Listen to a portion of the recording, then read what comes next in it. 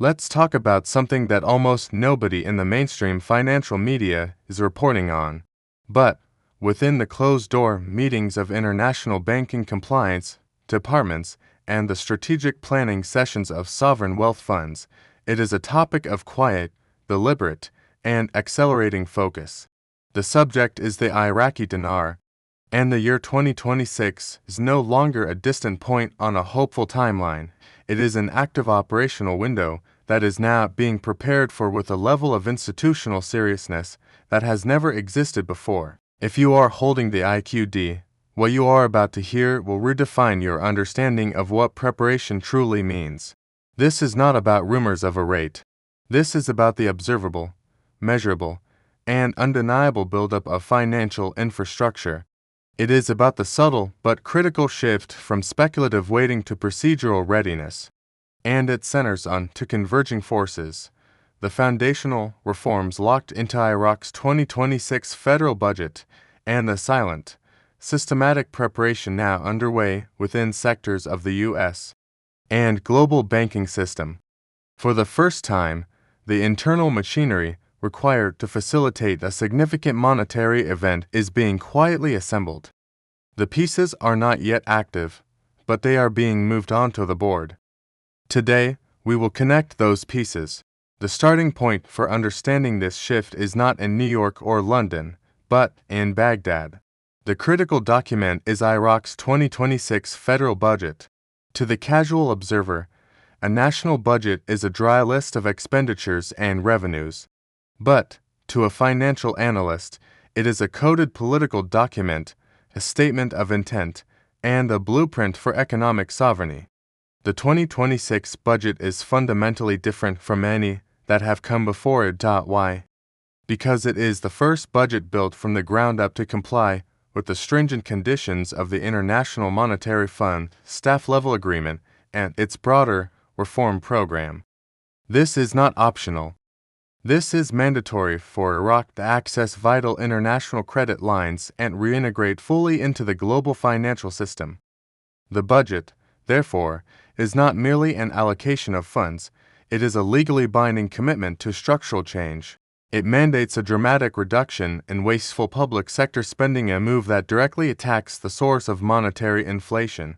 It prioritizes capital investment in oil-independent sectors, a move designed to build a productive, diversified economic base that can support a stronger currency. Most critically, it legally enshrines the independence of the Central Bank of Iraq, shielding it from direct government financing demands that have historically devalued the dinar. This budget is the financial embodiment of Prime Minister Soudani's government's promise to move Iraq from a cash-based, inflationary economy to a digitized, regulated, and transparent one. It is the essential domestic prerequisite. Without these reforms being legally passed and funded, any talk of a revaluation is fantasy. With them, a foundational pillar for currency stability is being poured. The 2026 budget is that pillar. However, domestic reform, while necessary, is insufficient on the global stage. A currency's value is not just a function of its home country's policies, it is a function of its acceptance and usability in international trade and finance. This is where the second, and arguably more telling, development is occurring: the quiet preparatory actions within the global banking system with a specific focus on U.S.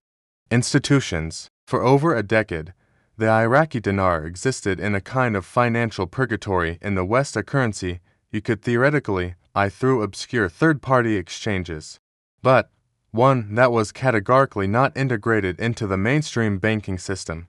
Major banks would not touch it for retail exchange, would not hold it in accounts, and compliance departments treated it with extreme caution.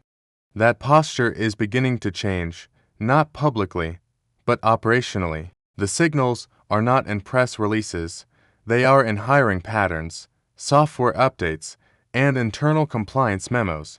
There is growing, verifiable discussion within the international operations and foreign asset compliance divisions of major U.S. money center banks, institutions like Wells Fargo, Bank of America, and Citigroup regarding exotic currency contingency protocols, What does this mean? It means these banks are not waiting for an announcement to figure out how to handle the IQD. They are proactively developing the internal frameworks, legal vetting procedures, know your customer KYC enhancements, and liquidity channels that would be require asterisk if asterisk the currency were to become fully convertible. They are building the playbook. This activity is a direct, rational response to observable inputs, the passing of Iraq's financial reform laws, the ongoing digitization of its banking sector, and the persistent, high-level diplomatic and economic pressure from the United States Treasury and the Federal Reserve for Iraq to modernize. The banks are not acting on gossip. They are conducting prudent risk management and opportunity assessment based on tangible geopolitical and economic trends. Their silence is not ignorance, it is protocol. When dealing with a potential high-volatility currency event, the last thing a responsible institution does is create a public frenzy. The first thing it does is ensure its internal systems will not break. This brings us to the crucial intersection, the alignment of Iraqi domestic action with global financial system readiness. Think of it as a locksmith and a keymaker working separately, but toward the same lock. Iraq, through its 2026 budget and ongoing Central Bank of Iraq CBI reforms, is meticulously crafting a new lock, a stable, transparent, and rules-based monetary system. Simultaneously, segments of the international banking system are quietly machining the key, the compliance frameworks and settlement pathways that will allow the global economy to interact with that new lock. The pivotal moment, the moment of what financial technicians call activation, occurs when these two processes are deemed complete and synchronized. The 2026 window is significant because it represents the deadline for Iraq's IMF-mandated reforms. It is the logical, and perhaps only, timeframe in which this synchronization could credibly be tested. Now, we must address the single greatest point of confusion and danger for holders: the difference between asterisk revaluation event asterisk and asterisk liquidity event asterisk. The mainstream dinar community talks almost exclusively about the former, a magical, overnight change in the exchange rate posted on international boards like Forex. This fixation is understandable, but incomplete, and it leads to costly emotional decisions. The banking preparation we are observing is not primarily for a simple revaluation. It is for asterisk liquidity event asterisk. A liquidity event is the process by which a previously illiquid, non-convertible asset becomes liquid and convertible within the mainstream financial system. It is about mechanism not just mathematics . It answers the practical question: how, exactly, do I convert this holding at a new value, through which channel, with what documentation, and over what time frame? This is the realm of compliance officers, asset verification specialists, and international settlement desks. This is what banks like Wells Fargo are quietly preparing for. They are ensuring that if the gate opens, they have a secure, orderly, and legally compliant process to manage the influx, not a chaotic stampede. This distinction is everything. It moves the conversation from what will the rate be to what will the asterisk process be, and understanding that process is your only reliable form of protection and advantage. This leads to the non-negotiable imperative for every holder: asterisk documentation and banking relationship. The coming phase, if it unfolds, will be the most heavily regulated financial transition for a sovereign currency in modern history. Anti-money laundering (AML) and counter-financing of terrorism (CFT) protocols will be enforced with zero tolerance. The single point of failure for any holder will not be the exchange rate, it will be their inability to prove the legitimate provenance of their assets to a compliance officer. Your physical dinar notes are not yet money in the banking sense, they are potential claims on future money. The proof of your legitimate ownership is what converts that claim into reality. This means your purchase receipts, Your certificates of authenticity, your bank wire records from the original exchange. These pieces of paper are now more important than the currency itself. If you do not have them, you must begin the process of constructing a legally sound paper trail now, through notarized affidavits and financial audits. Furthermore, you must have an active, verify, and trusted relationship with a bank that has a sophisticated international desk. Walking into a local branch with a suitcase of dinar on day one is a recipe for having your assets frozen and triggering a mandatory SAR suspicious activity report. The process will be digital, appointment-based, and document-intensive. Your preparedness in this area is the only variable within your control. We must also confront the ecosystem of misinformation that surrounds this topic.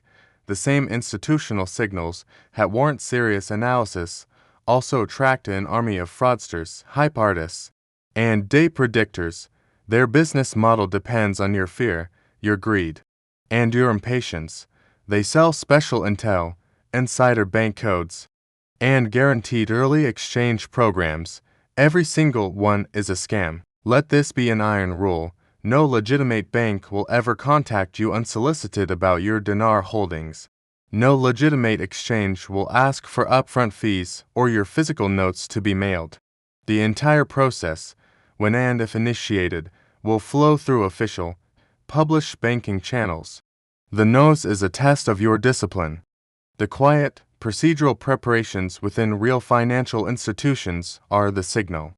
Your job is to ignore the noise and align yourself with the signal. So, what is the strategic posture for 2026? It is not one of breathless anticipation for a specific date. It is the disciplined posture of a system administrator, ensuring all your personal financial software is updated, patched, and ready for a potential new operating system.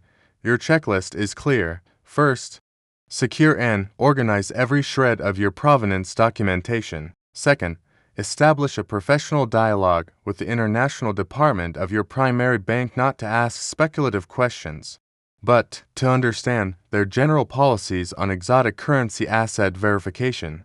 Third, divorce your emotions from the outcome.